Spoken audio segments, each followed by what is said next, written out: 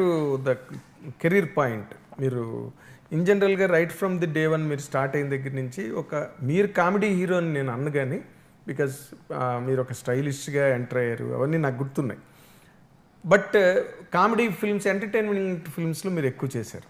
మీరు ఆ రోజు నుంచి కనుక తీసుకుంటే మీకు కాంపిటీషన్ అని మీరు ఎవరిని అనుకున్నారండి? లేదు, రాజేంద్ర ప్రసాద్ నేనే కాంపిటీటర్స్, ఇంకెవరు లేదు మాకు.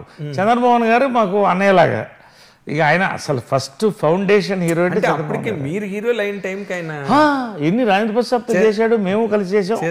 బట్ అప్పటికే ఆయన నెక్స్ట్ వెళ్ళిపోతున్నాడు కదా.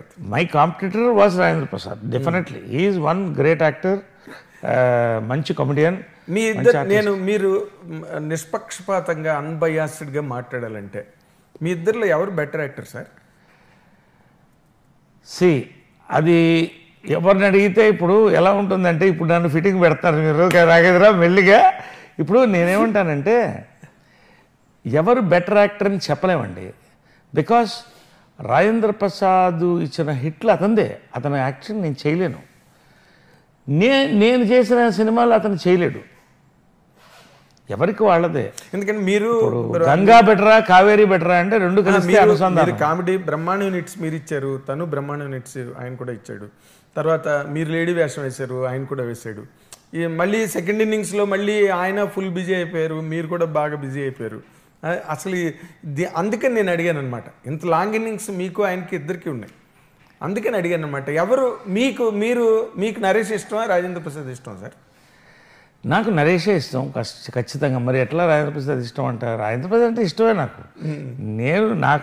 నేను ఇష్టపడాలి కదా. ఇప్పుడు రాజేంద్ర ప్రసాద్లో ఒకటి ఏంటంటే హీ ఫోకస్డ్ ఆన్ హ్యూమర్.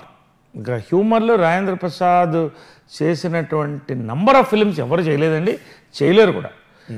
అతను ఒక జీవనదిలాగా అలా వెళుతూ ఉన్నాడు ఆయన.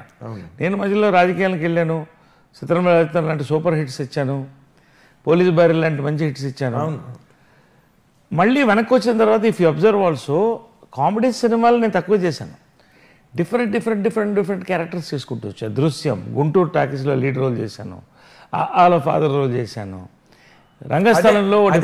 ఇప్పుడు మళ్ళీ మీరు ఇలా చేస్తున్నారు కదా, అవతల ఆయన శ్రేయోభిలాష్ అని, ఆ నలుగురు అని, తోలుబొమ్మలాటని, మళ్ళీ తను కూడా, మీరిద్దరు ఎక్కడ తగ్గట్లేదు అసలు. మా విషయంలో కూడా మేము రాసేటప్పుడు నరేష్ రాజేంద్ర ప్రసాద్ అంటే ఇట్ ఈస్ ఎ రిడిల్. అంటే చాలా మోస్ట్ వెల్కమింగ్ ప్రాస్పెక్ట్ అండి ఇండస్ట్రీకి. ఎందుకంటే you are also an actor of such potential and ఈ ఆల్సో మీరు ఉండడం సినిమాలకి చాలా హెల్ప్.